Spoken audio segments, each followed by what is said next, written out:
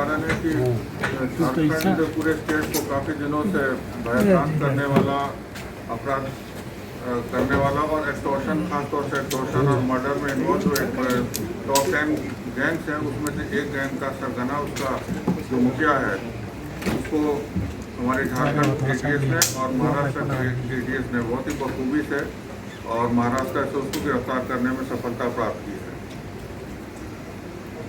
ये जो सरगना है अमन श्रीवास्तव इसका नाम है, जिससे कि आप परिचित हैं और समय समय पर ये जो झारखंड के विभिन्न जिले हैं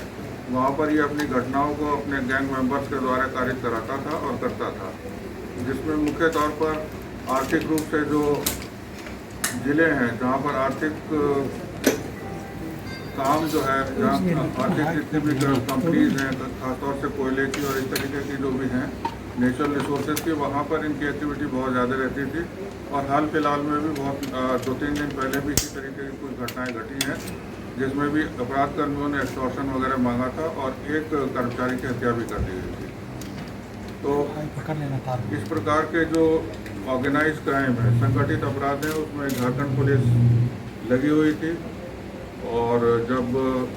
मेरा आपसे पहली बार जो इंटरेक्शन हुआ था उसमें हम लोगों ने कहा था कि हम लोग का फोकस ये भी रहेगा, तो उसका आज एक ये सफल परिणाम है। इसमें बहुत अच्छा कार्य जो है वो झारखंड के ATS, उनके जो कैप्टन हैं, SP हैं और उनकी जो टीम है, और महाराष्ट्र ATS की जो टीम है और उनके जो पदाधिकारी हैं, उनके द्वारा बहुत ही मेहनत से, बहुत ही सूझबूझ से इस कार्य को अंजाम दिया गया। और उसके पीछे जो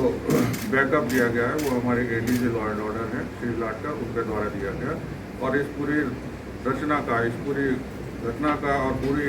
जो इंसिडेंट है इसको करवाने में उनकी भूमिका बहुत ही महत्वपूर्ण रही। बाकी जो है ये अपराधी जो है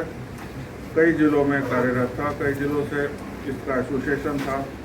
जिसमें कि रामगढ़ था, मुख्य तौर पर पलामू था, रांची था। और इन्हीं तरीके के जो केसेज हैं, इसकी आपराधिक इतिहास की शुरुआत वर्ष 2015 से शुरू होती है, जबकि इसके विरुद्ध थाना कांड संख्या 259/15 दर्ज किया गया था। उसके बाद तो कालांतर में 2016 में केसेज दर्ज हैं, 2018 में केसेज दर्ज हैं। तमाम केसेज जो हैं फिर वो आगे की तिथियों में दर्ज होते चले गए। 19 में केस दर्ज हुए हैं, 20 में केस दर्ज हुए हैं, 21 में केस दर्ज हुए हैं और 22 में भी केस अब दर्ज होकर के अनुसंधान अंतर्गत है। तो झारखंड पुलिस ये उम्मीद करती है कि इस अपराधी के पकड़े जाने से इसके बाकी साथियों का भी शीघ्र डिटेक्शन होगा, वो भी शीघ्र अरेस्ट होंगे और इसके क्या क्या स्रोत थे, कहाँ पर ये डर और खौफ पैदा करके या सुजीत सिन्हा हो, लेकिन ये तो जेल से ही अपने गैंग को ऑपरेट कर रहे हैं, लगातार घटनाओं को भी अंजाम दिला रहे हैं। तो ऐसे में अमन भी तो जेल में ही जा रहा था, तो इसके लिए कोई प्लानिंग है सर कि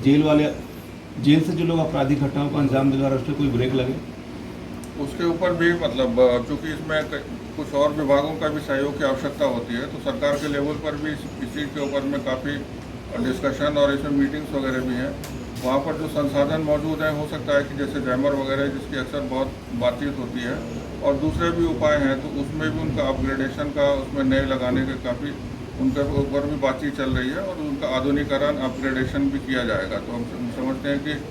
और वहाँ पर जो मैन पावर है उसका भी चेक हो रहा है कि किस तरीके के लोग वहाँ पर तैनात हैं, अगर उसमें कुछ कमियाँ हैं तो उनको भी शिफ्ट किया जाता है, जैसे रिसेंटली अभी हॉटवार जेल में भी किया गया था। तो वो सब चीज़ें भी चल रही हैं, वो अंडर कंसिडरेशन है और सरकार के लेवल पर और पुलिस मुख्यालय के लेवल पर वो जो चिंताएँ हैं वो सबको मालूम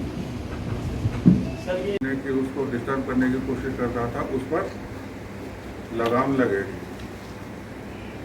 बस अब इसके बाद मैं अपने साथियों से ADG लॉ एंड ऑर्डर से और SP ATS से भी अनुरोध करूँगा कि उनके पास जो इन्फॉर्मेशन है वो भी आपके साथ शेयर करेंगे ADG लॉ एंड ऑर्डर।